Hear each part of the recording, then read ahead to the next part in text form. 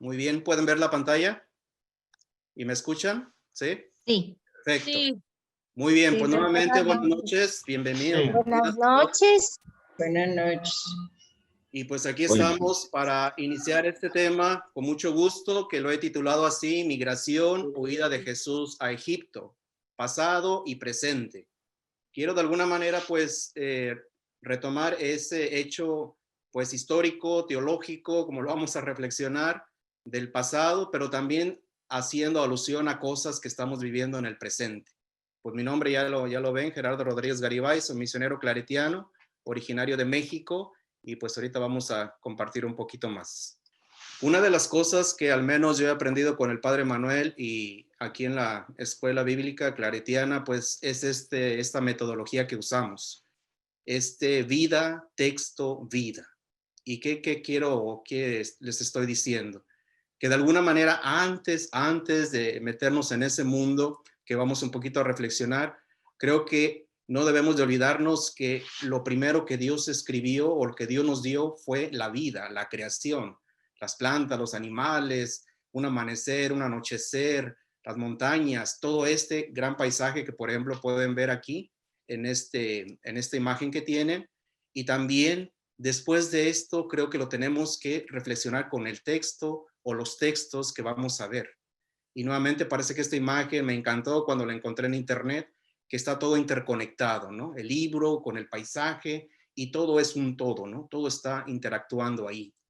Y de alguna manera, después de reflexionar sobre los textos que vamos a compartir, nos tenemos que reconectar a la vida para ver cómo vamos de alguna manera a tratar de ver esto diferente o cómo vamos a desaprender, como nos ha dicho muchas veces el Padre Manuel, para darle un nuevo sabor a esta vida que ya tenemos aquí y ahora especialmente en estos tiempos difíciles, ¿no? En estos tiempos de pandemia. Ahora, siendo que el título pues, lo he llamado pues migración o esta huida a Egipto, creo que de alguna manera tenemos que tener en cuenta algunas cosas o conceptos muy importantes. Entonces, partiendo de la vida, como les había dicho, vamos a ver la migración, qué significa eso de migración, cuáles son las causas, cuáles son algunas consecuencias y de alguna manera también les voy a presentar algunas estadísticas. Como ven ustedes en la imagen, nuevamente son imágenes reales. Es el río Suchiate, del sur que tenemos con Guatemala. Las personas de Centroamérica que cruzan literalmente este río para poder llegar a territorio mexicano y hacer pues todo ese recorrido que hacen para tratar de llegar acá a Estados Unidos. Entonces es parte de esta migración que muchas de nuestras personas, hermanos, hermanas, pues lo hacen o lo han hecho. Ahora sí, partiendo de estas definiciones básicas que quiero que al menos las tengamos en nuestras mentes, es esta realidad de la migración. Entonces, la migración es el movimiento de una persona, grupo o animal que realiza de un lugar determinado a otro. Cuando estaba preparando este tema, y de hecho hace un tiempo también, a veces pensamos que nosotros como personas somos los que sencillamente emigramos o vamos de un lugar a otro, trasladándonos. Pero parece que el mundo animal, la naturaleza, ya nos está diciendo muchas cosas. Por ahí tenemos al padre Fernando que está en Canadá, él sabe de las famosas mariposas monarca, que allá tienen, pues, de alguna manera sus crías. Todo esto hacen ese recorrido desde Canadá, cruzan todo acá a Estados Unidos para poder llegar a México, al estado de Michoacán, donde se van a una zona de bosques. Ellas literalmente hacen esta migración y cada año lo siguen haciendo estos animalitos. De lo que yo sepa, nadie les pide visas, nadie les pide pasaportes, porque son traslados de estos animalitos que lo hacen. Y no solamente en el aire, hay muchas también aves que lo hacen. Si nos vamos también a los océanos, ustedes saben que muchas ballenas también recorren del océano, ya sea del océano, partiendo del polo norte, van para el polo sur o se encuentran en el mar Caribe para tratar de reproducirse. Y también por tierra, pues podemos decir que hay muchos animales también que hacen recorridos buscando alimento, buscando dónde reproducirse, dónde tener a sus crías, etc.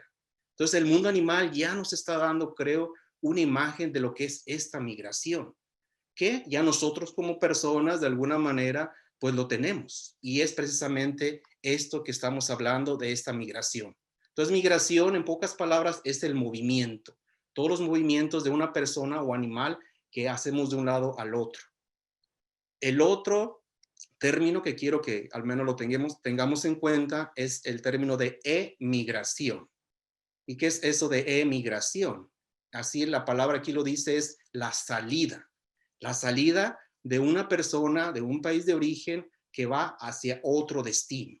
Y por lo tanto, esta persona es un emigrante. Cabe mencionar que incluso esta realidad de la migración también la podemos tener a nivel nacional, ¿eh? A veces pensamos que la migración solamente es de un país a otro, ¿no? Es sencillamente personas también que emigran de una zona rural a una zona de ciudad, ¿sí? Eso también se me había, perdón, a decirles esto. Y el último término que quiero también que tengamos en cuenta es la inmigración. ¿Y qué significa eso? Es ya prácticamente la entrada de una persona o grupo de personas en un país extranjero, pero ya para establecer una residencia, es decir, ya para vivir. Y por lo tanto, estas personas ya se les considera inmigrantes. Entonces, solamente para cuestiones de palabras, migración es el movimiento de personas, de animales. Emigración es la salida, y la inmigración es la entrada. Y en vistas a residir o construir una nueva vida ahí. La imagen que tienen ustedes a su derecha de la pantalla es la famosa bestia. Así se le conoce en México. Es este tren que empieza literalmente de Guatemala, hace varios recorridos, pasa incluso por la Ciudad de México y continúa hasta llegar hasta la frontera norte con Estados Unidos. Como ven, nuestros hermanos y hermanas de Centroamérica, pues literalmente suben ahí la parte superior. Ha habido muchos accidentes, personas que se caen, que se duermen, que el tren pues les corta la mano, el pie, algunos incluso mueren. Y bueno, desgraciadamente son historias muy, muy difíciles, ¿no?, de contar. Y continuando nuevamente con esta realidad de la migración, pues hay muchas causas que tenemos. Pues ustedes saben, todos que somos de varias partes de Latinoamérica, sabemos que en nuestros países latinoamericanos hay conflictos, hay guerras, hay conflictos políticos, hay la pobreza económica, hay falta de oportunidades, también de alguna manera algunas razones académicas, perdón, y familiares que las personas tienden a emigrar, ¿sí? Salir de su país por estos conflictos. Y no quiero entrar en detalles en cada uno de estos, pero creo que a veces se mezcla un poquito de todo, a veces son más cuestiones políticas, a veces son más cuestiones económicas, pero esta es realidad que muchos de nuestros países tienen que emigrar para buscar un mejor destino para ellos mismos, para ellas mismas y para sus familias. Y nuevamente, pues esta realidad que tenemos ahí en la frontera sur de Guatemala con México. Y claro que algunas consecuencias de esta migración, por mencionar algunas, tenemos que hay efectos psicológicos, hay efectos mentales en las personas que han hecho este proceso de migración. Hay un envejecimiento de la población en el lugar de origen. O sea, las personas normalmente que emigran son personas jóvenes, los que se quedan atrás pues son los papás, abuelos, que realmente pues ya no tienen la fuerza física para hacer estos trayectos, y son las personas que se quedan en los lugares de origen. Pero también en general hay un crecimiento económico en el lugar que se están tratando de encontrar este refugio. La economía en general crece, y también, como les dije, hay un enriquecimiento o amenaza cultural en el lugar de llegada. Algunas personas pues lo ven mal, que vengan personas migrantes o emigrantes que vienen de otra parte, no sabemos cómo son, qué tradiciones traen, qué valores traen, etcétera, ¿no? Y nuevamente, pues este es uno de los famosos muros que mandó construir el presidente actual de Estados Unidos. Como ven, nuestra gente por necesidad se las ingenia para, si le ponen 2, 3 metros, no les importa, ellos se las ingenian para poder subir. Incluso ya saben los famosos narcotúneles que se construyen en la frontera entre México y Estados Unidos, Y bueno, nuestra gente se las ingenia para tratar de buscar una mejor vida para ellos y para todas sus familias. Y nuevamente quiero mencionar solamente algunos aspectos de esta migración a nivel mundial. Esta fue tomada de esta fuente en 2017, donde la considera estas partes azules positivas, ¿no? Y qué interesante, ¿no? Que solamente lo consideran positivo estas partes de parte de Norteamérica, gran parte de Europa, bueno, esa parte de Rusia, esta parte un poquito aquí de África, acá Australia, y una parte muy pequeñita acá de lo que es actualmente Chile, ¿no? Entonces es muy interesante, ¿no? El resto parece que es negativo, ¿no? De acuerdo a esta fuente.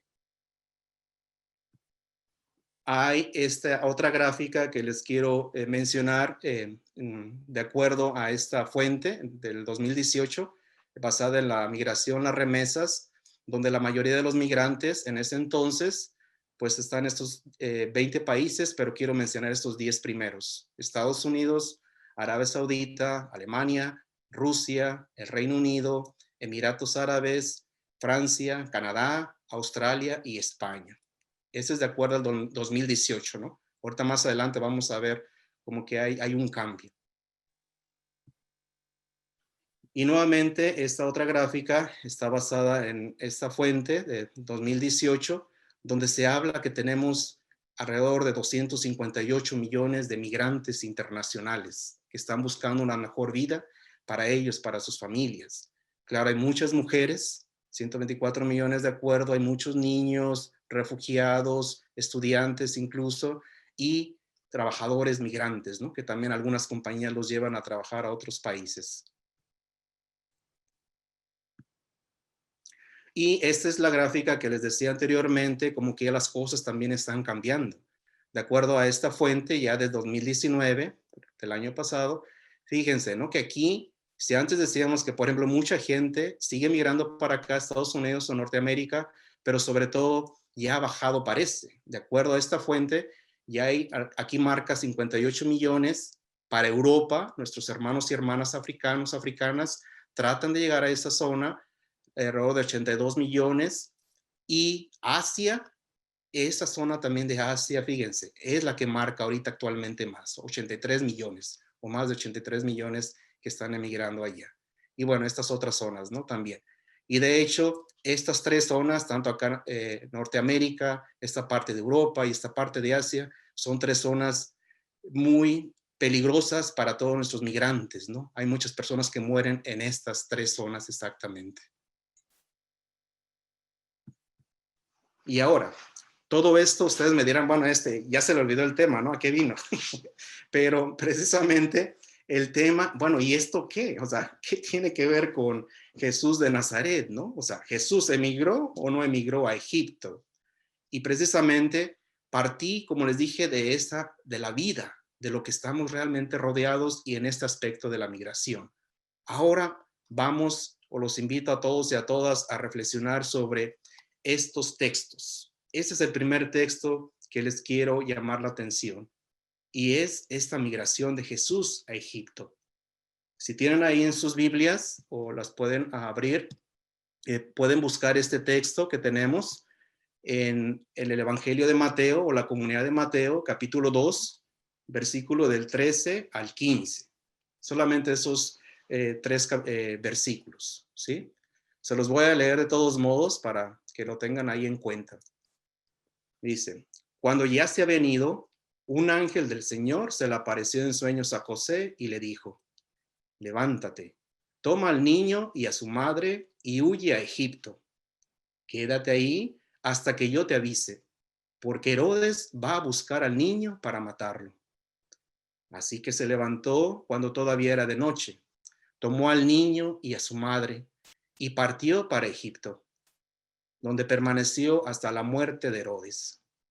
De este modo se cumplió lo que el Señor había dicho por medio del profeta. De Egipto llamé a mi hijo. Pues, como ven, son pequeños versículos que ya nos están transmitiendo un mensaje. Lo único que les quiero llamar la atención, y aquí lo subrayé, es esta palabra Egipto. Una, dos, tres veces que lo repite en este pequeño texto de la comunidad de Mateo. Egipto, huye a Egipto, se fueron a Egipto, de Egipto he llamado a mi hijo. Y quiero que lo tengan al menos en consideración porque este va a ser algo muy importante que se va a estar repitiendo más adelante.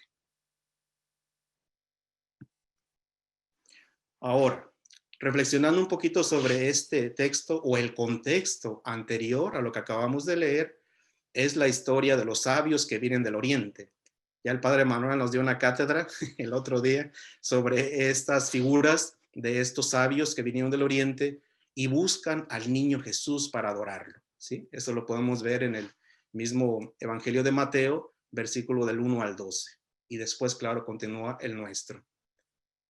Por lo tanto, parece que aquí la familia de José, María y claro, el niño Jesús escapan de una situación de muerte durante la noche. Viajan mucho para encontrar un refugio, una esperanza, una tranquilidad. ¿En dónde? En Egipto. Y creo que como tantas personas emigrantes que son refugiados en otros países, la familia de Jesús también vive en un lugar de opresión controlado por ese tirano, ¿no? En este caso, Herodes. Miren, vamos a reflexionar un poquito sobre este texto. Recuerden que estos textos pues es lo último que se escribió. Primero se escribió de los evangelios, toda la pasión, todos los relatos que tenemos. Después se fueron escribiendo todas las historias de los milagros, los dichos, las cosas que hizo Jesús. Y estos relatos de la infancia es lo último que se escribió de los evangelios. Como ven, solamente este evangelio de Mateo y el evangelio de Lucas son los que tenemos historias de esta infancia narrativa de Jesús. Muy bien, continuamos. Ahora, entonces, parece que este relato sobre la huida a Egipto, pues no nos da muchos detalles. No sabemos mucho sobre cómo esta familia fue recibida en tierra extranjera, dónde se quedaron, cómo sobrevivieron durante el recorrido. O sea, hay muchos cosas que quisiéramos saber. O sea, cuántos días fueron para allá, dónde se quedaron, quién lo recibió, qué comieron, qué sé yo. Son muchas preguntas que le podemos hacer al texto. Y parece que el texto como que nos quiere decir otra cosa. Parece que estos textos de la infancia de Jesús se pusieron aquí por algo. Y vamos a reflexionar un poquito más sobre esto. Ahora, parece, o al menos algunos biblistas afirman esto, que para este evangelista o esta comunidad de Mateo, la razón principal de incluir este evento o esta huida a Egipto es demostrar las semejanzas entre las historias de Moisés y de Jesús. El otro día el padre Manuel nos estaba comentando mucho que para esta comunidad de Mateo, esta comunidad son judeocristianos, es decir, los primeros judíos que están adaptándose o están reconociendo a Jesús como este Mesías, como este Salvador, están tratando de ver estas dos figuras muy importantes. Tanto Moisés es demasiado importante para esta comunidad de judíos, la comunidad de los hebreos, pero también ahora resalta esta figura de Jesús. Y aquí parece que estas historias, al menos que nos está comentando esta comunidad de Mateo, tanto Moisés y Jesús tienen papeles protagónicos. Y porque de hecho aquí en el mismo texto estamos viendo que en tanto en la historia de Moisés y Jesús hay unas semejanzas. ¿Por qué? Porque ahí hay un mandato de ese tirano, de Faraón, que quiere matar a todos los niños, los niños que estaban en ese entonces pues en Egipto, ¿no? Los primogénitos de los hebreos. También Herodes, que quiere matar, en la historia que se nos dice, quiere matar a todos los niños. Y entonces ellos, los familiares, los papás, en este caso José y María, pues tratan de cuidar a Jesús y de salvarlo de este tirano. Entonces, ellos salen en este caso de Palestina, huyen, de acuerdo a este texto, hacia Egipto, para tratar de evitar eso. Pero creo que todavía lo más importante es lo siguiente, que parece que en ambos textos, tanto en este texto o la figura de Moisés como la de Jesús, hay siempre esa protección de Dios y hay un retorno al lugar donde estaban antes.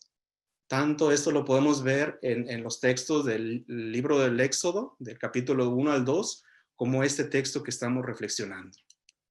Entonces, teológicamente vamos a decir, este texto de Jesús comparado con Moisés, pues tiene mucha razón de ser, porque estas comunidades están tratando de conectar la importancia de Moisés como también la importancia de Jesús.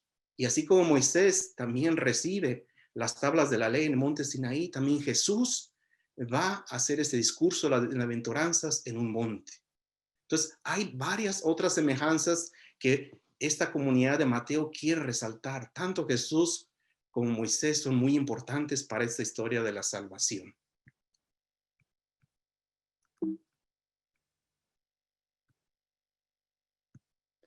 Ahora, esto, como les dije, o lo que les dije anteriormente, pues es algo teológico que tal vez no lo podremos comprobar a ciencia cierta, si realmente pasó históricamente o no pasó.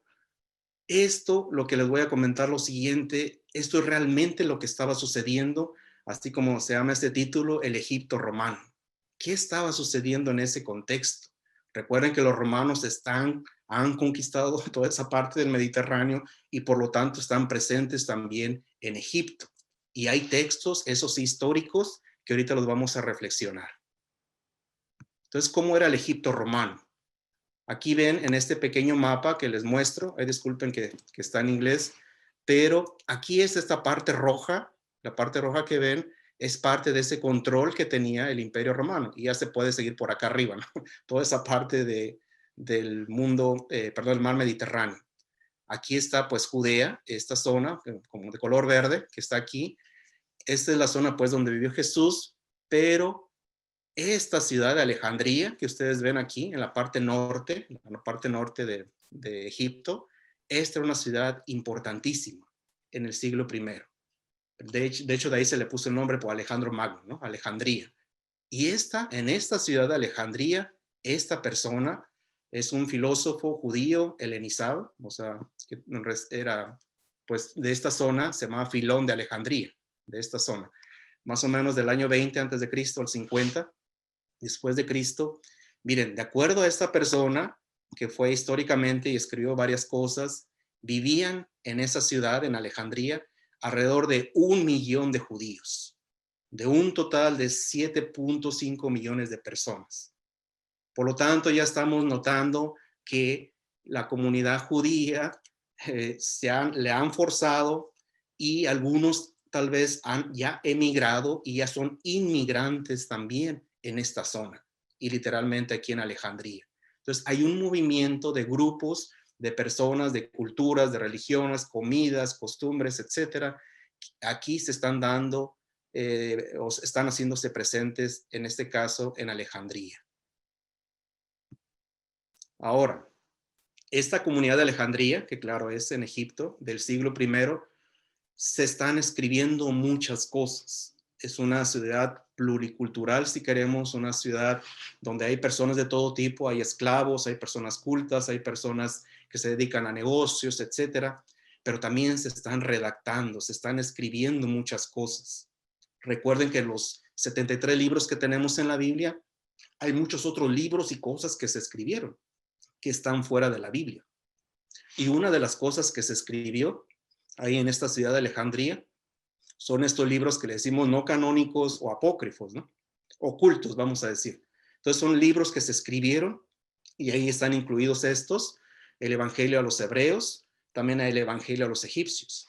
Y no se me asusten, ¿no? Porque es Evangelio, ¿no? Recuerden que es un género literario muy común en el siglo I.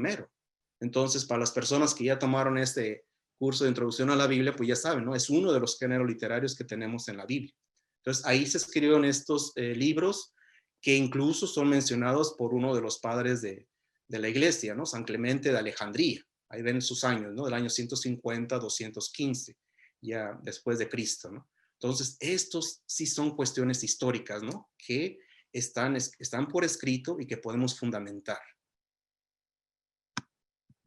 Ahora, en pocas palabras, lo que le estoy tratando de decir que esta ciudad de Alejandría, en Egipto, muestra una gran variedad de tradiciones, que es una característica muy importante tanto en el judaísmo que está sucediendo en ese entonces, como también en el cristianismo primitivo, si queremos decir, porque se están formando apenas esas primeras comunidades cristianas del siglo primero.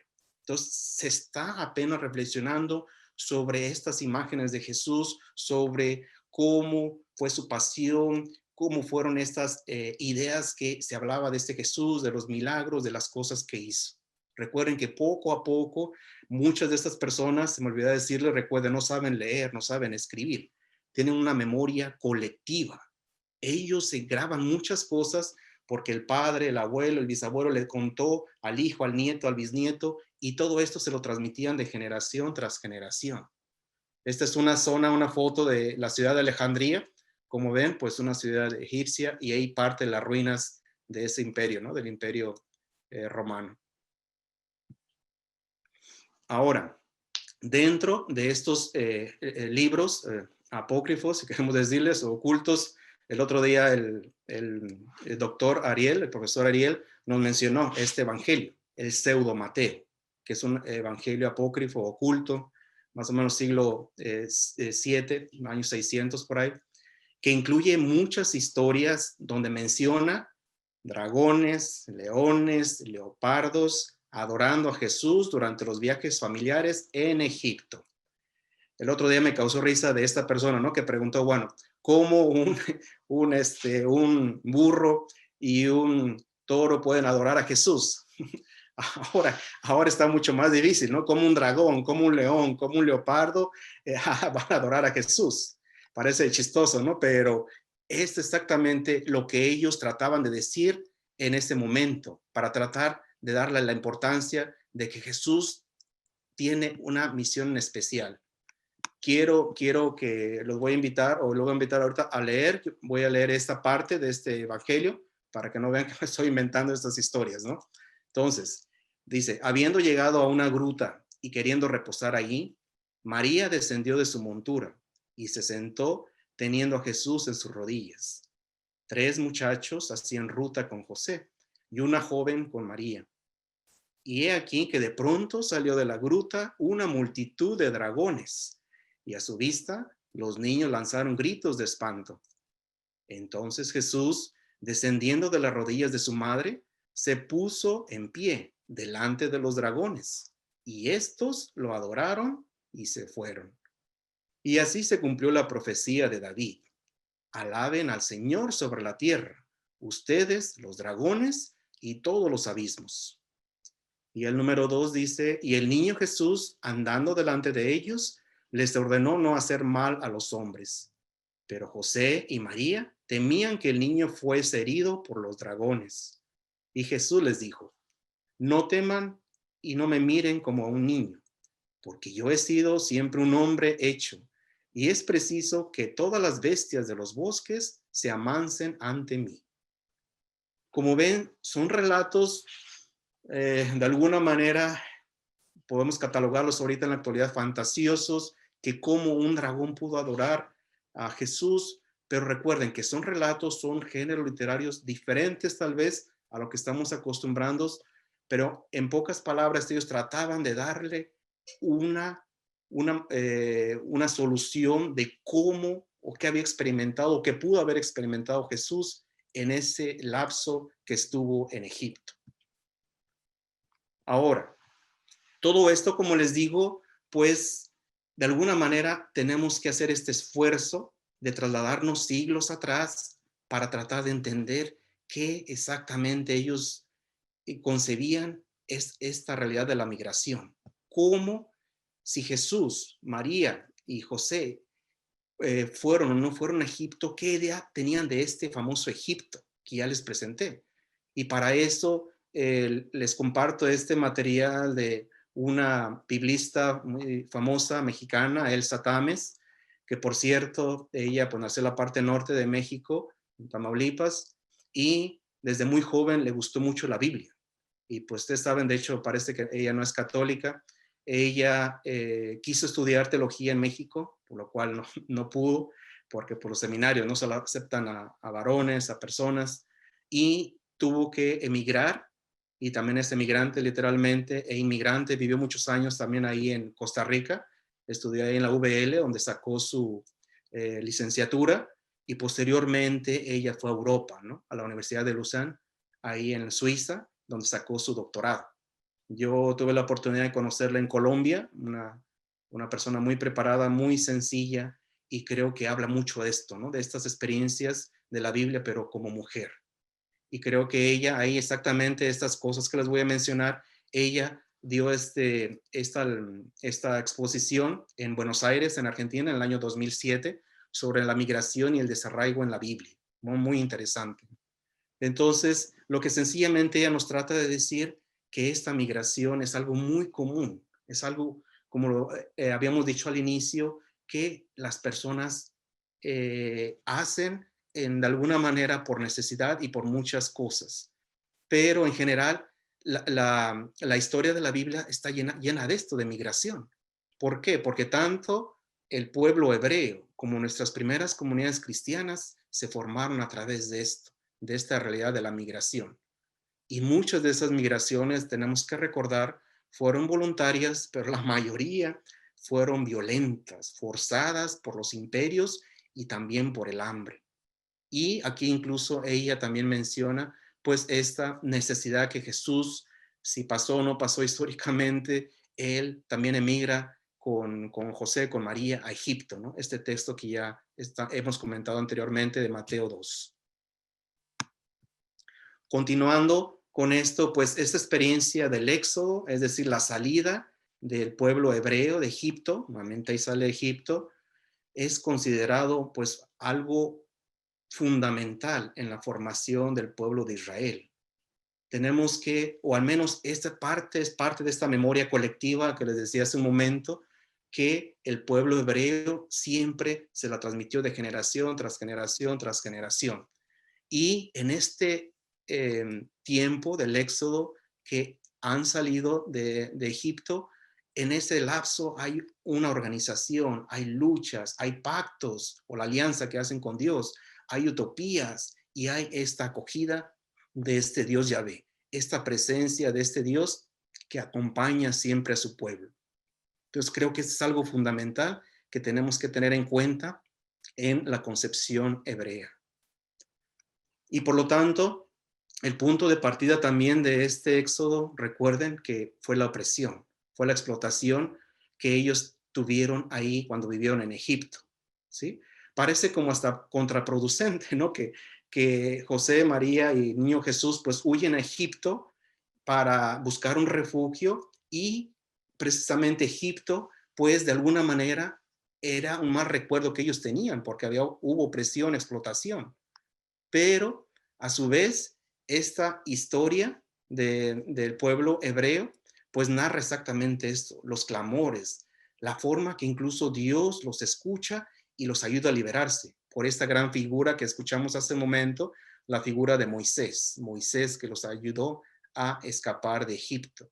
Y por lo tanto, ahí sabemos toda esta historia de la migración, que es larga, que es peligrosa, ¿no? Que nos lo menciona el libro del Éxodo, del 1 al 15 y también del 15 al 18, ¿no? Estas historias que leemos en esta parte de nuestras Biblias, ¿no? O las escrituras hebreas.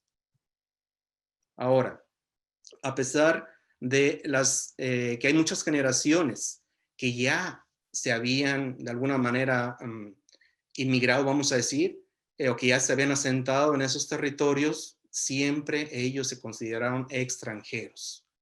Quiero mencionar algunos textos de aquí, en especial del libro del Éxodo, donde nos dice esto, ¿no? Que no maltrates al extranjero o inmigrante, porque tú también fuiste extranjero en Egipto. Nuevamente, esta memoria se les queda. Recuerda que tus abuelos, bisabuelos o tarabuelos, qué sé yo, vivieron o se la pasaron muy mal por allá. Recuerda esto. Trata bien a las personas. Y de hecho, en Canaán, en la tierra prometida, ahí incluso recuerden que había personas. Ahí también ellos van a habitar entre extranjeros y considerados extranjeros.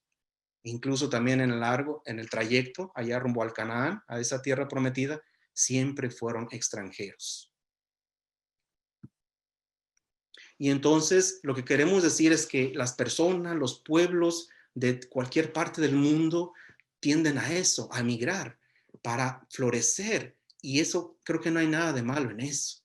Lo que sí, o sea, tenemos que cuidar o tener mucho en cuenta es que desgraciadamente hay situaciones o personas o sistemas que quieren controlar todo esto, tener como un poder de dominación.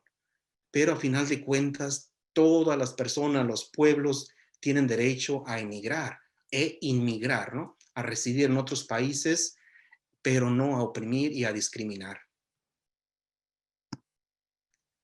Ahora, hay algunas actitudes también de este pueblo hebreo que tuvieron frente al extranjero, ¿no? A los extranjeros. Y parece interesante, ¿no? Que estas actitudes que ellos tuvieron ambas.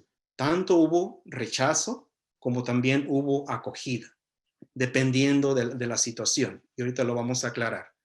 Entonces, de alguna manera, eh, ellos ya sabían que el estar fuera en tierra extranjera les iba a causar estas dos actitudes. Y ahorita las quiero que reflexionemos. Hay unos términos hay un poco técnicos, disculpen, pero es un término en hebreo, nekar y nokri, que también hay otra palabra, zar, que significan eso, ¿no? Lo extraño, lo diferente, a lo propio. Creo que nosotros y nosotras pues sabemos, ¿no? Yo soy mexicano, algunos son de Costa Rica, otros de Honduras, que sé yo. Sabemos como a veces las cosas no son tal vez como mi cultura, como que primeramente conozco como algo de rareza, ¿no? Entonces, estos pueblos son también personas de carne y hueso que veían cosas diferentes a las suyas. El término en griego, ahí lo dice, alotrius o xenos, ¿no? Con Z, no se trata necesariamente de algo o de una persona inmigrante. Sencillamente se trata de pueblos extranjeros en sentido étnico. Esa imagen que ven ustedes ahí a su derecha, sencillamente quise transmitir de las personas físicamente a ver cómo se vestían. Parece igual, pero al final se dan cuenta, están vestidos diferentes y sobre todo el pueblo hebreo rechazaba, porque aquí hay un rechazo de ellos cuando, sobre todo, sus escribas, las personas que manejaban, en este caso, la religión o el culto, consideran impuros a cualquier persona que no siguiera los rituales de purificación. Recuerdan que ellos pues se lavaban las manos, purificaban algunas vasijas, etcétera. Habían 613 preceptos que ellos sí o sí los tenían que seguir. Y cualquier persona que no hiciera eso pues ya era visto o vista con rechazo, con duda, con sospecha, ¿no? Creo que eso siempre lo tuvieron ellos en cuenta. Y para nuestro estudio que estamos aquí tratando de compartir, el término más interesante todavía es este término, ¿no? El ger, que significa, ahí sí, literalmente, extranjero o inmigrante. Y por lo tanto, Israel fue prácticamente durante todo su recorrido, fue un pueblo inmigrante o un pueblo ger. Desde el momento que estaba incluso en Egipto, hasta incluso todos estos trayectos que hizo el padre Abraham o Abraham en Hebrón y también el mismo Moisés en Madián. Por lo tanto, este término de ger es el que se considera, o es una definición, es la persona que ha abandonado su patria por razones políticas, económicas u otras, y sale ¿por qué? Sale porque va en busca de una comunidad, sale de su tierra en busca de una comunidad en el cual él, ella o ellos se sientan protegidos, se sientan protegidas. Recuerdan, nuevamente les pongo entre paréntesis el pasaje que escuchamos de la comunidad de Mateo, donde José y María huyen a Egipto buscando una protección, buscando proteger a Jesús. Es exactamente esto que nos está tratando de decir. Ellos fueron fueron personas inmigrantes que estaban tratando, perdón, de buscar un refugio. Y por lo tanto, esta palabra, hoguer, es el pobre o contado entre los pobres y no pueden poseer la tierra. Ellos, fíjense, de acuerdo a las leyes del pueblo, les prohibían a estas personas que los explotaran, que no se les podía oprimir, no se les podía explotar a estas personas. ¿Por qué? Porque precisamente tenían derecho a recibir ayuda, ayuda de la comunidad. Y recuerden siempre, especialmente los más vulnerables, las viudas, los huérfanos o niños, eran las personas más débiles y por lo tanto los que trataban o de alguna manera se les ofrecía más ayuda porque eran extranjeros y sobre todo las mujeres y los niños. Y hay algunos textos incluso que tenemos en las mismas escrituras hebreas, estos textos donde los israelitas no solamente no los deben de discriminar o tratar mal, sino también amarlos. Y creo que esto fue lo que les costó más trabajo, o incluso a nosotros nos costaría más trabajo. Y lo presento en las gráficas. Este texto que está en el Pentateuco, que nosotros lo conocemos, de Deuteronomio capítulo 10, versículo 18, que dice: Dios defiende la causa del huérfano y de la viuda y muestra su amor por el extranjero, hoguer, proveyéndole ropa y alimentos. Si nos vamos al siguiente, de Levítico 10, 33, 34, cuando algún extranjero se establezca en el país de ustedes, no lo traten mal. Al contrario, trátenlo como si fuera uno de ustedes. Ámenlo como a ustedes mismos, ustedes mismas, porque también ustedes fueron extranjeros en Egipto. Recuerda Egipto. Yo soy el Señor y Dios de Israel. Y el pasaje que está ahí abajo de Deuteronomio 10:19, continúa del de arriba. Asimismo debes tú mostrar amor por los extranjeros, Oguer, porque también tú fuiste extranjero en Egipto. Nuevamente esta idea de Egipto, Egipto. Recuerden lo que sucedió allá. No, nunca se olviden esta memoria colectiva que ellos siempre la van a tener. Y ahora, la razón fundamental del buen trato al ger o al inmigrante es que el mismo pueblo de Israel, este pueblo hebreo, fue inmigrante o ger en Egipto. Residió allá, pero siempre se considera a sí mismo inmigrante. Entonces, ¿por qué? Porque conoce por experiencia propia todos los problemas, las penurias, los sentimientos de desarraigo, de vivir en pueblos o países extraños. Y precisamente también el pueblo de Israel, así se considera, es un ger en la tierra de Canaán, en esa tierra prometida, porque a final de cuentas Dios le ha permitido vivir ahí, en esa tierra prometida. Y este pueblo es huésped de la tierra, porque Canaán, esta tierra prometida, al final de cuentas es propiedad de Dios. Y así lo dice ese texto del libro de Levítico. La tierra no puede venderse para siempre, porque la tierra es mía, ya que ustedes son para mí forasteros, migrantes y huéspedes. E incluso hay otro texto en el libro de Crónicas 29:15 que dice: porque forasteros o migrantes y huéspedes somos delante de ti, como todos nuestros padres. ¿Sí? Y bueno, ahí la parte derecha que ven es parte de la tierra prometida del Canaán, que ustedes dirán, pues, ¿por qué se peleaban tanto por esa tierra? Pero miren, recuerden que estamos en este contexto que son países muy desérticos, pero dentro, así como ustedes lo ven, pues la gente ahí de alguna manera pues vivía y trataba de salir adelante con sus familias. Ahora este texto que también no lo quiero olvidar porque creo que es clave también para todos nosotros y nosotras, esta comunidad de Mateo. Recuerden que Mateo o la comunidad de Mateo está escribiendo para todos los judeocristianos, esa comunidad del año 80, por ahí más o menos, después de Cristo, que está pasando momentos difíciles. Y este es un texto que lo recordó también el profesor Ariel y el padre Manuel en muchas ocasiones nos lo menciona en sus clases, este texto de esta comunidad de Mateo. Y lo quiero leer. Dice: cuando el Hijo del Hombre venga en su gloria con todos sus ángeles, se sentará en su trono glorioso.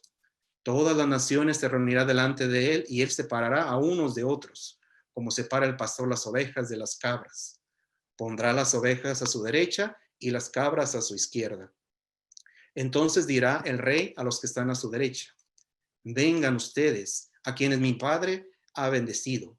Reciban su herencia, el reino preparado para ustedes desde la creación del mundo. Porque tuve hambre y ustedes me dieron de comer.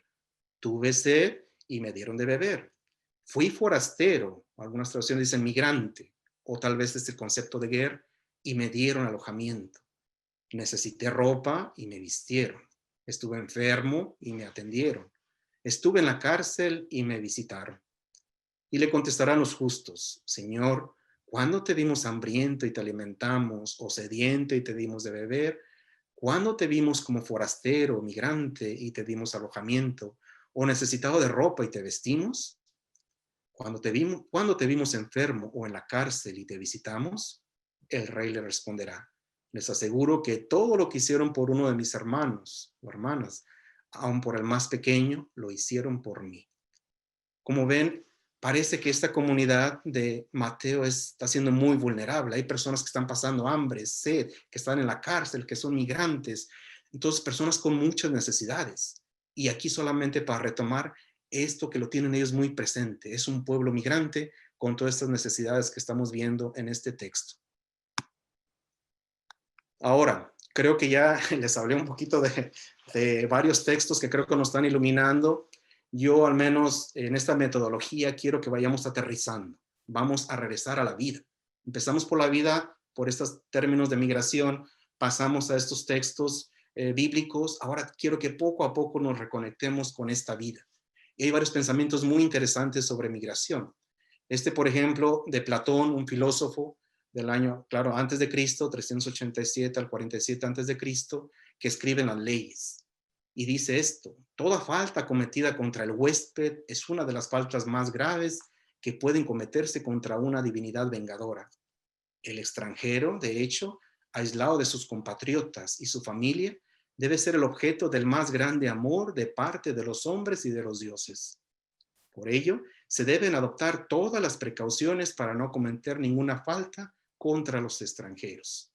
Como ven, como que había un cuidado en especial por estas personas extranjeras. Y esto sucedió mucho antes de Jesús. Este otro pensamiento me encantó. Cuando lo encontré, dije, lo tengo que mencionar en alguna exposición o compartirlo con ustedes. Y es de este escritor uruguayo, o uruguayo, como ellos dicen, Mario Benedetti, ¿no? Nuestro maestro Mario Benedetti, que murió en el año 2009 y fue exiliado por 10 años. Estuvo en exilio. Incluso vivió en México un tiempo. Y este pensamiento me encanta. Dice, así como la patria no es una bandera ni un himno, sino la suma aproximada de nuestras infancias, nuestros cielos, nuestros amigos, nuestros maestros, nuestros amores, nuestras calles, nuestras cocinas, nuestras canciones, nuestros libros, nuestro lenguaje, nuestro sol, así también el país y sobre todo el pueblo que nos acoge nos va contagiando fervores. Odios, hábitos, palabras, gestos, paisajes, tradiciones, rebeldías, y llega un momento, más aún si el exilio se prolonga, en que nos convertimos en un modesto empalme de culturas, de presencias, de sueños. A mí me encantó, la verdad, esto. Bueno, claro, soy mexicano, orgullosamente, mi cultura la valoro mucho, pero creo que aquí en Estados Unidos me ha hecho valorar todas las culturas. Hay una mezcla de culturas que aquí se viven y sobre todo también estos 10 años o más de 10 años que estuve en el Perú y conociendo también Bolivia, creo que al final yo me considero así, soy un empalme de culturas, de presencias, de sueños que es enriquecedor. O sea, mi cultura mexicana está ahí, pero está enriquecida por todas esas culturas a las que he estado expuesto. Estas otras ideas también me parecen muy interesantes sobre es un proyecto de migraciones humanas, estos pensamientos que van a escuchar en el año 2012, donde precisamente remarca esto, ¿no? La emigración, esto, constituye una pérdida, ya que el emigrante se desprende del país de origen, de su cultura, las tradiciones y de un modo de vida que ha de cambiar sin sus amigos de antes y sin su familia. Es decir, es una especie de muerte que le posibilita vivir una segunda vida. Y pues tenemos nuestros hermanos, hermanas de África que cruzan esa zona que les decía anteriormente del Mediterráneo, que desgraciadamente pues muchos, ¿no?, mueren ahogados en esas partes del mundo. También continuando con estos pensamientos, pues la experiencia de una cultura es un proceso que todos de alguna manera estamos expuestos a vivir, integrar otras culturas dentro de la nuestra. Y parece que aquellos países que tienen más realidades de esta de la migración o emigración o inmigración, estas personas de alguna manera desarrollan una cultura más tolerante, a respetar a lo diferente, a veces un poquito más, con una mayor exposición a aceptar, a nutrirse de experiencias nuevas o desconocidas.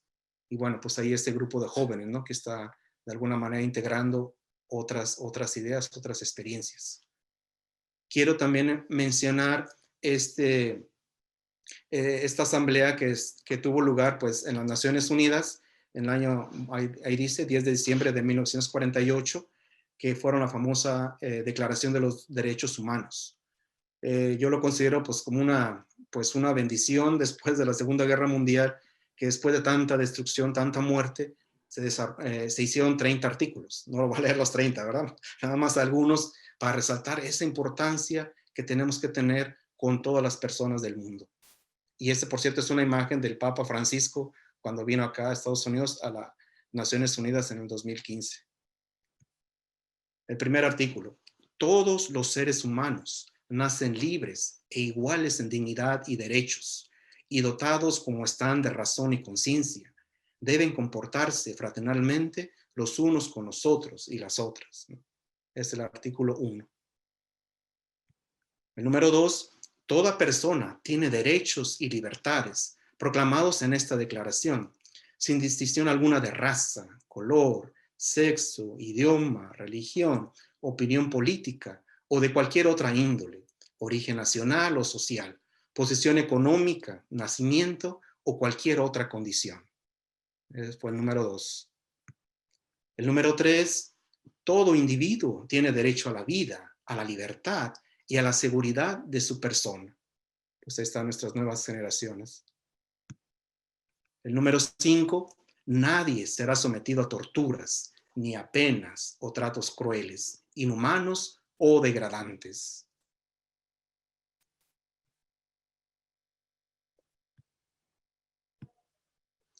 El número 6, todo ser humano tiene derecho en todas partes al reconocimiento de su personalidad jurídica. Esta es una imagen que me encantó a mí, pues viví en la Amazonía 3 años allá en Perú. Nuestros hermanos y hermanas de nuestros pueblos originarios a veces no se les reconoce para votar o ser votados. Y creo que ellos son también parte de lo que somos nosotros y nosotras, ¿no? Como parte de este continente americano. El artículo número 8, toda persona tiene derecho a poder circular libremente y elegir su residencia en el territorio de un estado. Toda persona tiene derecho a salir de cualquier país, incluso del propio, y a regresar a su país. Nuestros hermanos y hermanas, ¿no? De Centroamérica que cruzan todas estas fronteras, tratando de llegar acá a Estados Unidos y a Canadá. Creo que hermanos, hermanas, no se me han dormido, veo unas cuantas caras, no puedo ver a todos, a todas. Se me está también acabando la voz, pero creo que de alguna manera quiero llegar a algunas conclusiones con todos ustedes, con todas ustedes. Y estas conclusiones van a ser para mí unas que les voy a compartir. Esta primera conclusión es la migración, a final de cuentas, no es un fenómeno. Yo lo confieso públicamente, antes decía, la migración es un fenómeno, pero creo que hay una idea ya peyorativa ahí, una idea negativa. No es un fenómeno, no es un problema. Creo que más bien es un don, es una oportunidad, un desafío, un reto, si quieren, para esta realidad. Pero la migración es esto, es una oportunidad para crecer. Otra conclusión que al menos les quiero compartir es eso, ¿no? El término legal, lo escuchamos mucho, es una palabra sencillamente o meramente administrativa, porque no existen personas ilegales. Hay personas que son indocumentadas, que no tienen documentos, visa, qué sé yo, pasaporte, pero no son ilegales. Hay un documento ilegal, hay oficinas tal vez que tramitan cosas que sean legales o no son legales, pero este término no se puede aplicar a las personas, aunque desgraciadamente pues es lo que escuchamos. Y nuevamente esas imágenes de los hermanos y hermanas del Medio Oriente cruzando, ¿no?, por el mar Mediterráneo, que saben que muchos de ellos naufragan o mueren, como un niño, ¿no?, que murió hace 2, 3 años, que sale mucho en las noticias, y bueno, creo que una imagen que dio la vuelta al mundo. Este término me encantó mucho porque también por ahí lo leí de uno de estos autores que consulté, y la Biblia es esto, es un conjunto de libros, escrito por migrantes, sobre la vida de migrantes y dedicado para migrantes. Creo que, hermanos, hermanas, esto lo encontramos desde el libro del Génesis hasta el libro del Apocalipsis. Los 73 libros de la Biblia hablan de esta migración, del pueblo hebreo que fue migrante, que fue forzado a muchas migraciones, todos esos procesos que vivió con otros pueblos, todas nuestras primeras comunidades cristianas también que fueron forzadas por el Imperio Romano, cómo ellos de alguna manera se defendieron, y creo que a final de cuentas es un libro que habla sobre la migración, con muchos aspectos, con muchas cuestiones económicas, políticas, sociales, religiosas, pero al final de cuentas en medio de esta realidad de la migración. Y otra conclusión también que les quiero compartir es esta migración, que es una oportunidad y a la vez es un desafío para las personas que emigran y también a las personas que reciben a los inmigrantes. Creo que es de los dos lados, ¿no? Las que hacen esta salida, que van en busca de una mejor vida, pero también a las personas que de alguna manera ya están ahí. Es un proceso y un desafío para ambas personas. Y nuevamente, pues esas imágenes creo que hablan por sí solas. Nuevamente quiero que recordemos estos textos, que nunca se nos olviden también a nosotros. Este Levítico 19:33 al 34. Cuando algún extranjero se establezca en el país de ustedes, no lo traten mal. Al contrario, trátenlo como si fuera uno de ustedes. Ámenlo a ustedes mismos, como a ustedes mismos, porque también ustedes fueron extranjeros en Egipto. Otra vez Egipto. Yo soy el Señor y Dios de Israel. Y este otro texto del libro del Deuteronomio: asimismo, debes tú mostrar amor por los extranjeros, porque también tú fuiste extranjero en Egipto. Nuevamente las imágenes de nuestros hermanos y hermanas de Venezuela que han emigrado en todo el continente. Otra conclusión que también les quiero compartir es esto de la hospitalidad en el Medio Oriente. Es considerada incluso en la actualidad, es una virtud muy apreciada. Es un deber frente al peregrino, al migrante. Ahí con el padre Manuel en estos viajes que me tocó compartir allá a Tierra Santa, en todas estas zonas del Medio Oriente nos tratan muy bien porque somos turistas, obvio, pero aparte tú notas inmediatamente que estas personas te ofrecen agua, te ofrecen una sonrisa, te ofrecen muchas cosas que a veces uno ya en nuestras sociedades occidentales se nos olvida. Un saludo, un buenos días, un buenas tardes, hola, ¿cómo estás? Cuestiones que ellos siempre, siempre tienen presente, como las tenemos presentes también en nuestras comunidades rurales en toda Latinoamérica, ¿no? Y que desgraciadamente en las ciudades se nos va olvidando todo esto. Y este otro texto, pues también de Primera de Crónicas, que dice que ante ti somos extranjeros y peregrinos, como lo fueron nuestros antepasados. Nuestros días sobre la tierra son solo una sombra sin esperanza. Quiero que de alguna manera pues nunca se nos olvide esto, que nuevamente esto viene de la misma comunidad de Mateo, que empezamos con el texto de la huida o la migración a Egipto, pero que este texto también lo retoma la comunidad de Mateo en este capítulo 25, que ya lo mencioné, pero sencillamente recordar esta parte. Porque tuve hambre y ustedes me dieron de comer, tuve sed y me dieron de beber, fui forastero, migrante, hoguer y me dieron alojamiento. Necesité ropa y me vistieron. Estuve enfermo y me atendieron. Estuve en la cárcel y me visitaron. Pues, hermanos, hermanas, se me está acabando la voz. Les agradezco que me hayan escuchado, a ver si no dormía alguna por ahí. Estas son las preguntas que quiero que compartan. ¿Por qué la imagen de Egipto es ambivalente o como que es confusa, si quieren, o ambigua en la Biblia? ¿Por qué esta imagen de Egipto a veces puede ser algo positivo o negativo o ambas cosas a la vez? ¿Por qué creen ustedes, no? De acuerdo a lo que les compartí o les traté de compartir. La otra, ¿quién o quiénes son los ger o los extranjeros migrantes en tu comunidad, donde te encuentres, ¿no? En cualquier parte de nuestro continente? ¿Quiénes son esas personas o estos gers, ¿no? Migrantes, extranjeros, extranjeras que viven en tu comunidad? Y la última que salió de estas conclusiones, ¿estás de acuerdo que la Biblia fue escrita por migrantes, sobre la vida de migrantes y dedicada para migrantes? Si estás de acuerdo, sí o no, y por qué, ¿no? Sí, Bueno, les agradezco, ya recuperé un poco la voz, me tomé un mate y un poco muy bien. día para aliento. ¿Qué les parece si comentamos un poquito las preguntas, o más bien sus respuestas? Sobre la primera, ¿por qué la imagen de Egipto es ambivalente en la Biblia? ¿Quién o quiénes son los ger, los extranjeros? Y la última, si la alcanzaron a ver, que si están de acuerdo que la Biblia fue escrita por migrantes, sobre la vida de migrantes y dedicada para migrantes. Alguien, no vamos a escuchar a todos, a todas, es imposible, pero alguien que quisiera compartir la primera respuesta. La palabra, mi estimado Gerardo, primeramente agradecerte por tu gentileza de compartir, de enriquecernos con tu presentación. No estoy tanto yo de acuerdo con los cargos y los títulos, porque no son los cargos ni los títulos que hacen a las personas, sino las personas que hacen con su estilo de vida, hacen a los cargos y a los títulos. Pero me he sentido enriquecido, me he sentido bien con tu exposición. Gerardo, sobre la primera pregunta, yo percibo que Egipto es ambivalente porque es un espacio, un lugar de opresión y al mismo tiempo también es de liberación. Por eso llegó ahí Jesús. Gracias. Buena observación, gracias, muy amable. ¿Alguien más quiere compartir algo sobre esta primera pregunta?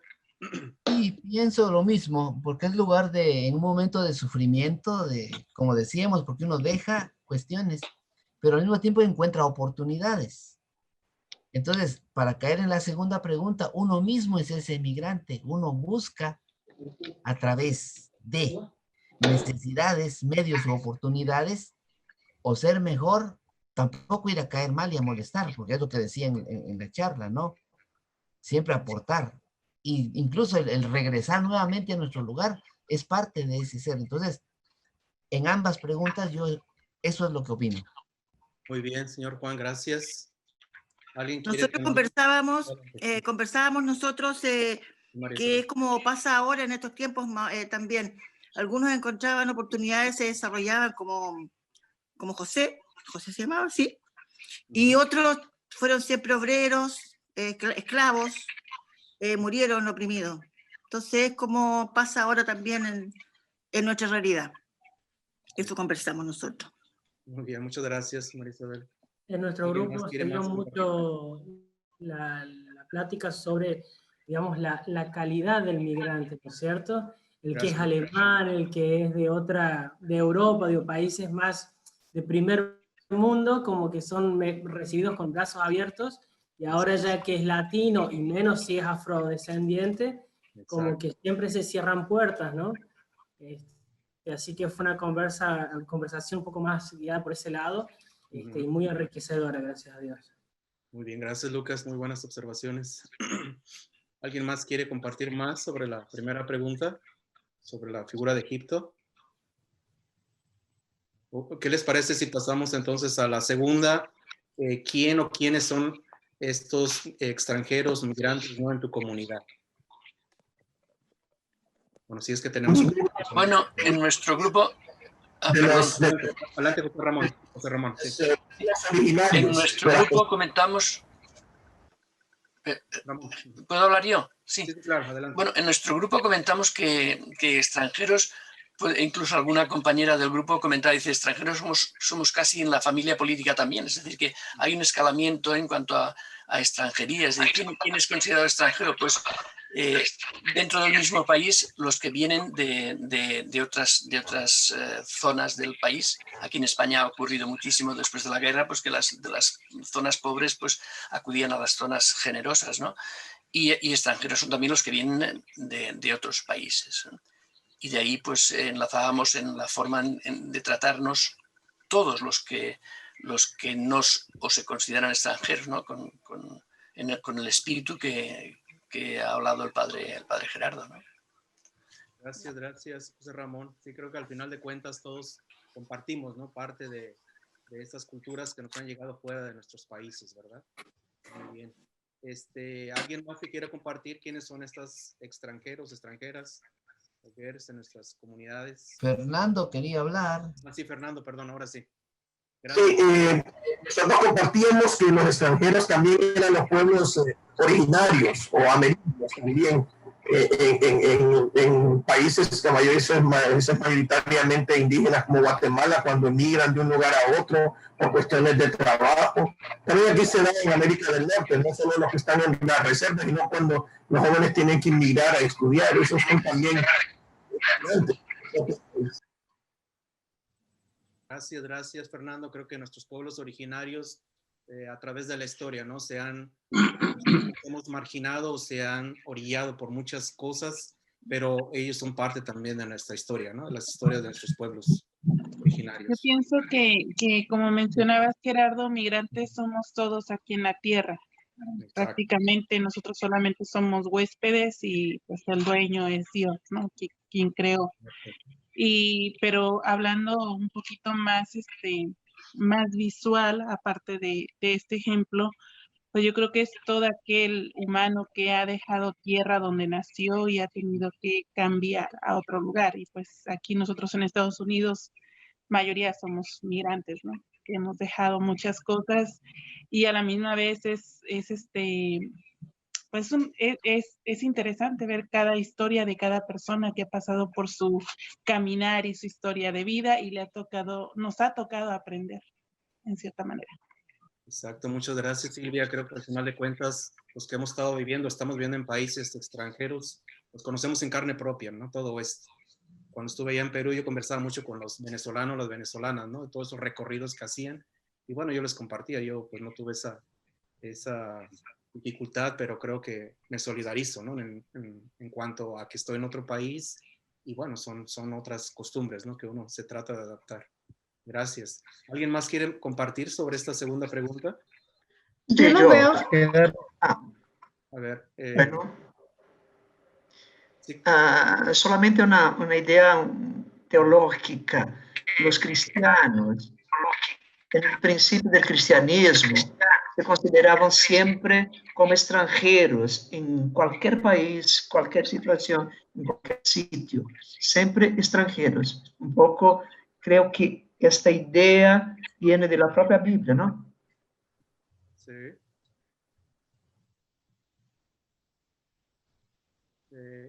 Creo que Gerardo, Antonio de Panamá, yo también coincido con el expositor. Yo siento que si ponemos en práctica lo que la Biblia o el Evangelio nos diga, hasta dentro de nuestras propias comunidades vamos a sentirnos en el exilio constantemente por querer practicar lo que realmente Jesús quiere. Y yo siento que fue la experiencia de las primeras comunidades cristianas, ¿no?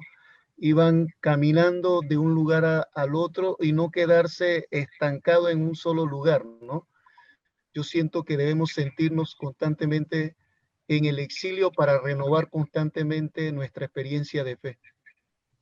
Gracias, Antonio. Creo que es un punto muy importante, ¿no? Que al final de cuentas todos debemos de considerarnos así, ¿no? Que estamos siempre aprendiendo de otros hermanos y hermanas, ¿no? Especialmente si son fuera de nuestra cultura. Claudia, ¿ibas a hablar? ¿Ibas a decir algo?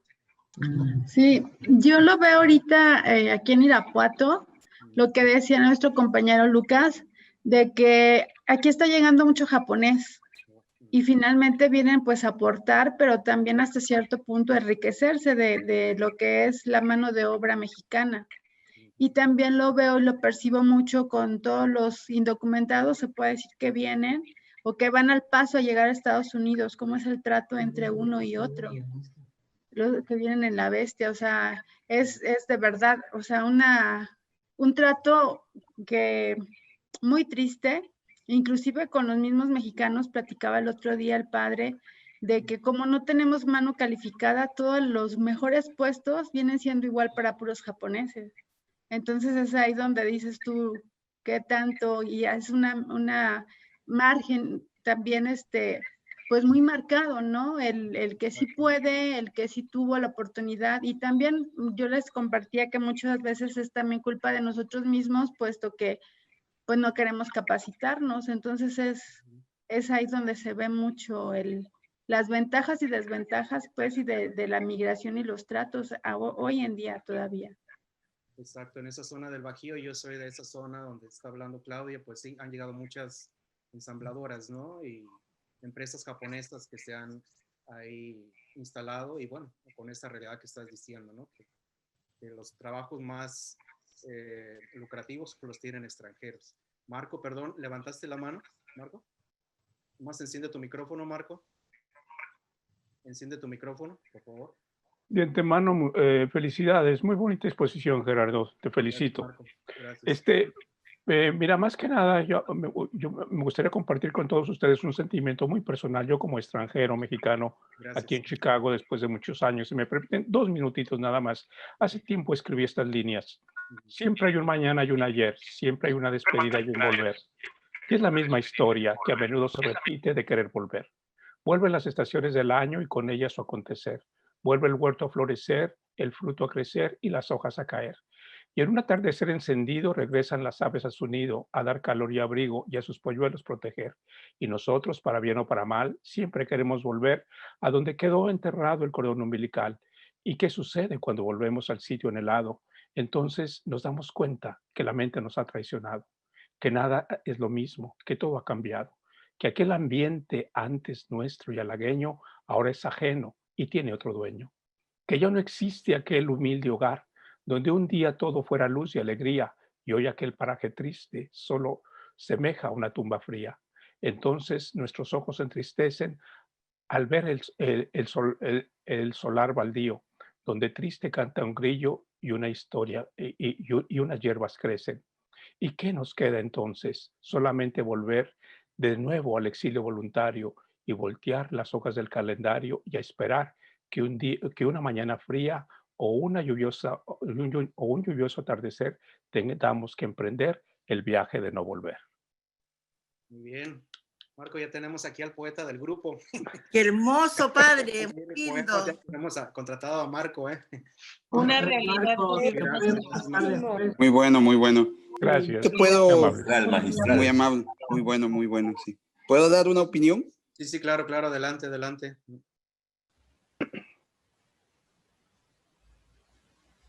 ¿Quién iba a hablar, perdón? ¿Será que puedo dar una pequeña opinión? Sí, claro, adelante. Muy buenas noches a todos, mi nombre es Gerardo Calderón. Mi opinión no es en torno a cada una de las preguntas, sino en forma muy general.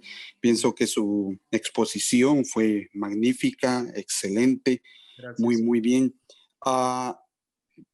La señora que había antecedido con la palabra sobre la migración de los japoneses, etcétera, yo considero que definitivamente las grandes diferencias que se dan en esos ámbitos es porque los estados, desgraciadamente los estados, cargan una deuda social inmensa, una deuda social que no ha sido pagada hacia los pueblos. Pero mi comentario no va en torno a eso.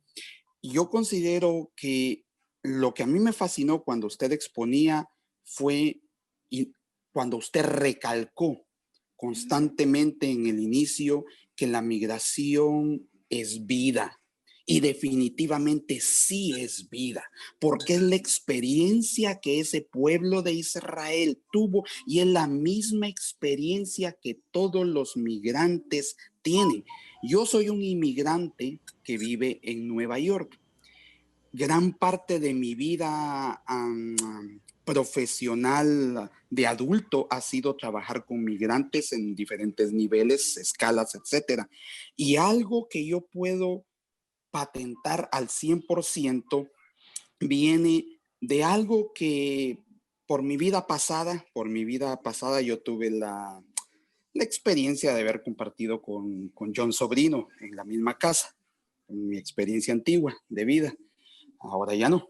Y John Sobrino recalcaba algo muy importante y él decía que dos de los grandes factores teológicos, aparte de Dios obviamente, era el hambre.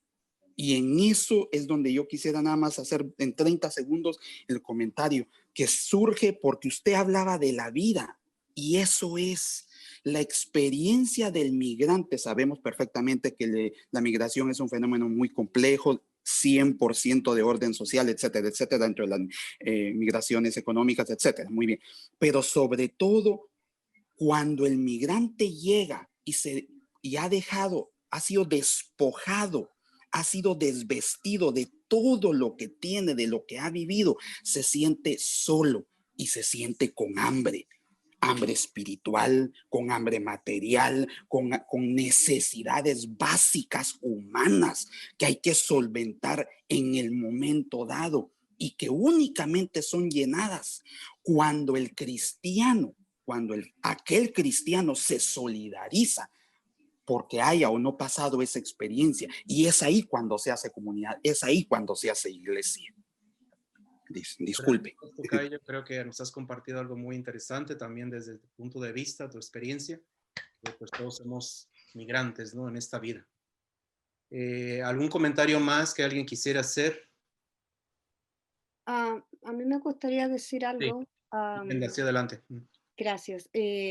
Una de las cosas que está, de lo hermoso que dijo el padre Marco, bellísimo padre.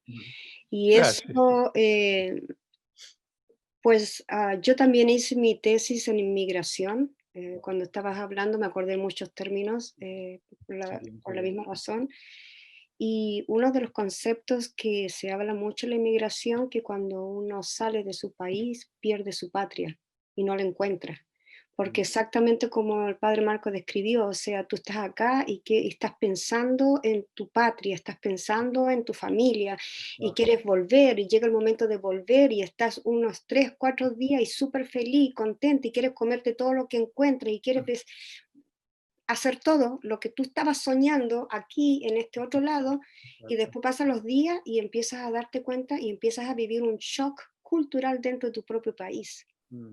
Y empiezan los conflictos interiores porque primero que nada están tus padres, tu madre, tu hermana, tu tía, tu abuela, el perro, el gato, el loro, todo lo que tú amas está allá. Y tú te dices, pero ¿cómo si yo estaba soñando con estar aquí? ¿Qué me pasa que yo quiero regresar? Y es una experiencia real.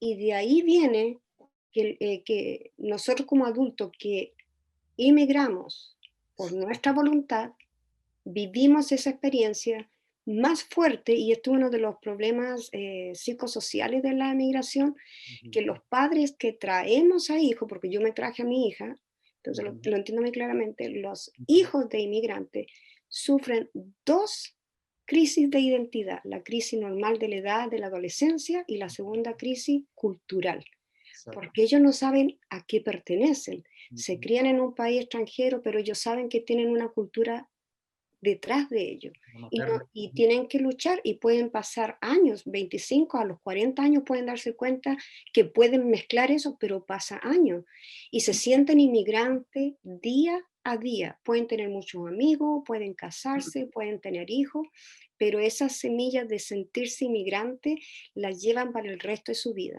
Si no saben acoplar las 2 culturas, sin hacer un melting, sin decir esta es más que esta otra, no, si se sabe, si se aprende a convivir con esas 2 culturas, pues el sufrimiento es menor y es aceptable.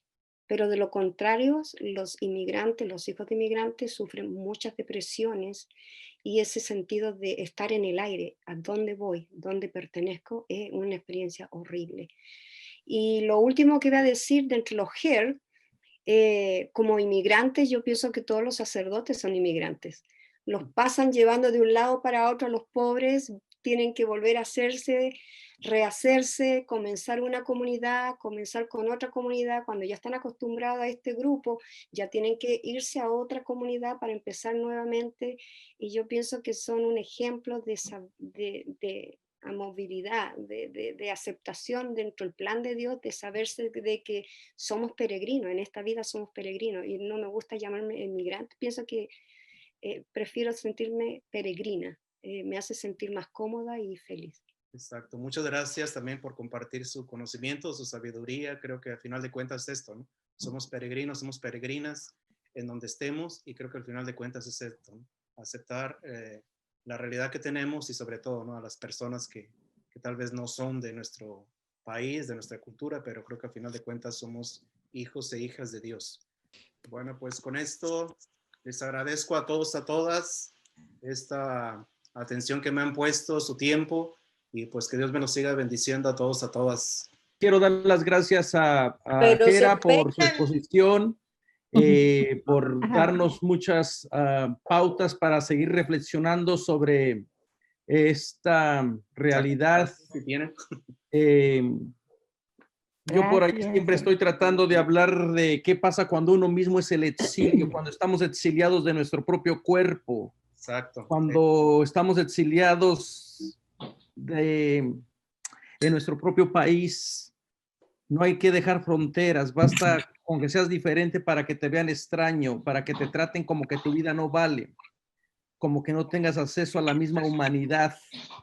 Bueno, y toda nuestra teología, también por desgracia, nuestra interpretación bíblica parece que no toma en serio el cuerpo. Antes de tomar cualquier otra realidad, tiene que ver el cuerpo que sufre, un cuerpo que es violentado, un cuerpo que es a veces vejado, como focus de reflexión teológica. De lo contrario, vamos a estar todos descorporizados. Y esto como que siempre ha sido por ahí el enfoque de la teología, de presentarnos una teología descorporizada, ¿no? Jera, muchas gracias. El padre Manuel nos da la segunda parte de este tema. Jera, muchísimas gracias, de verdad, gracias por habernos dado mucho que pensar, y esperemos de que nos brinden otra vez. Les doy las gracias a todas las personas que nos acompañaron durante esta semana, que nos dieron su tiempo, que nos dieron sus palabras. Esperemos que sigamos contando con su presencia, con su bendición en el próximo 2021. Y espero que nadie celebre el 2020 y no estén que se acabó el año, que ¿qué vamos a hacer sin el 2020? Esperemos que el 2021 nos volvamos a encontrar. En el 2021 vamos a poner otra vez nuestras reflexiones, vamos a tener muchos proyectos, y vamos también a tener una semana como esta en torno a la pasión, a la muerte de Jesús, para ver lo de la Pascua. Y bueno, tenemos también ahí un congreso que tenemos presente. Todavía no sabemos si lo vamos a hacer virtual o lo vamos a hacer presencial, pero ahí estamos.